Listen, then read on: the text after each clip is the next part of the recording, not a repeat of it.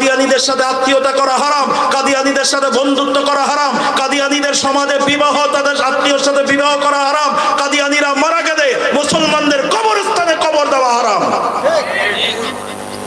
আর আমার নাম ভাঙিয়ে বলছে কাদিয়ানীদের পক্ষে নাকি আমি কথা বলছি। কাদিয়ানীরা চূড়ান্ত কাফের। আমার মতন লোক মাথা খারাপ না হলে এরকম কথা আমি কোনোদিন বলতে পারি না। আর রেকর্ডে খুঁজে দেখেন, আমার জানা মতে কাদিয়ানীদের পক্ষে কথা বলার কোনো সুযোগ নাই। যাদেরকে চূড়ান্ত কাফের সকল উলামায়ে কেরাম ঘোষণা করেছে, আমার মতো আব্দুস সামাদ আজাদ, আমি কেমন করে পক্ষে কথা বলি? কোনোদিন সম্ভব নয়। ফিরে যান, ফিরে যান। কাদিয়ানীরা চূড়ান্ত কাফের, কাদিয়ানীরা চূড়ান্ত কাফের, কাদিয়ানীরা চূড়ান্ত কাফের। আল্লাহ আমাদের সকলকে এই কুফরি হালাত থেকে হেফাজত করুন, এই ফিতনা থেকে আমাদেরকে ঈমানকে টিকিয়ে থাকে জান্নাতি মানুষ হওয়ার তৌফিক দান করুন, বলুন আমিন। কাদিয়ানীদের সাথে সম্পর্ক রাখা হারাম, ওদের সাথে আত্মীয়তা হারাম, ওদের সাথে বন্ধুত্ব করা হারাম। ও শুধু তাই না, সকল উলামায়ে কেরাম ফতোয়া দিয়েছে কাদিয়ানীরা মারা গেলে মুসলমানদের কবরস্থানে কবর দেওয়া হারাম।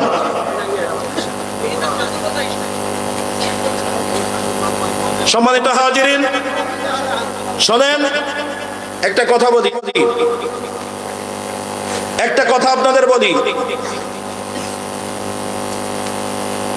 খ্রিস্টান কোন মেয়ে যদি ইসলাম গ্রহণ করে, আল্লাহ সন্তুষ্টির জন্য ইসলাম গ্রহণ করে, এমন মেয়েকে কোন মুসলিম যদি বিয়ে করে কোনো দোষের নাই। তবে কোন ছেলে, যেই মেয়েটা এখনো ইসলাম গ্রহণ করে নাই, এইরকম মেয়েকে বিয়ে করা যাবে না দুনিয়ার কোনো মোহে পড়ে। কথা কি বুঝাইতে পারছি? কাদিয়ানীদের ঘরের মেয়ে যদি তারা আমার নবী মুহাম্মদ সাল্লাল্লাহু আলাইহি সাল্লামকে শেষ নবী স্বীকার করে ইসলাম গ্রহণ করে কালিমা পড়ে, তাহলে আপনারা বিয়ে করতে পারবেন, তবে শ্বশুর বাড়ি যাবেন না। কথা বুঝাইতে পারি নাই?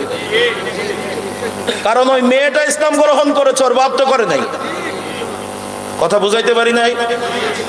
অমুসলিম ঘরের কোন সন্তান যদি ইসলাম গ্রহণ করে, মেয়েদের কথা বলছি, ছেলেরা যদি ইসলাম গ্রহণ করে আমাদের মুসলমানদের মেয়ে বিয়ে করতে আসে, তাহলে 1000 বার চিন্তা করবেন ও ধান্দায় আসছে।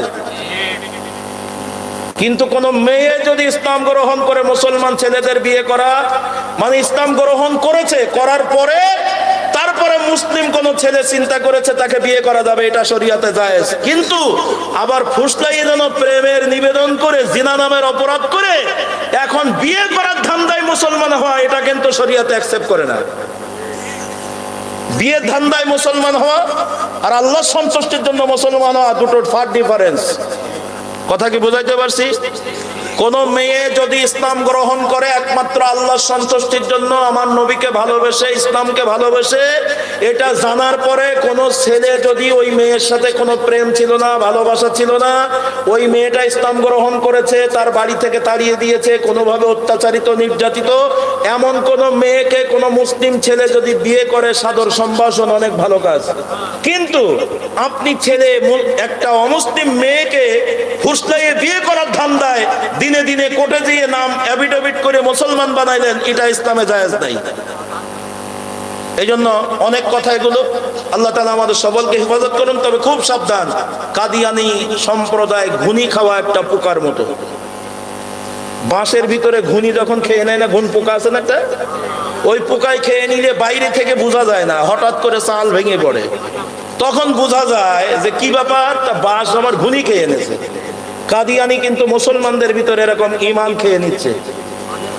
কাদিয়ানীরা মুসলমানদের ঈমান খেয়ে নিচ্ছে। খুব সাবধান কাদিয়ানী থেকে। আল্লাহ আমাদেরকে হেফাজত করুন, আমিন। ভাই রাত হয়ে গেছে, আর গজল বলতে পারছে না ভাই, অনেক গজল বলেছে, শেষে অনেক গজল বলেছে।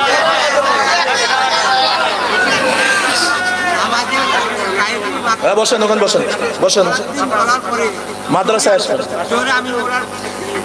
সমস্যা নেই। ওটা ঠিক আছে, শাফি মাযহাবের লোক আমিন জোরে বললো, আপনার অসুবিধা কি? ওটা মুস্তাহাব আমল। ফরজ সুন্নত ফরজ নিয়ে টানাটানি করেন। যে লোক সুদ খায়, ও লোকের আমিন জোরে বললো লাভ নেই, আস্তে বললো লাভ নেই।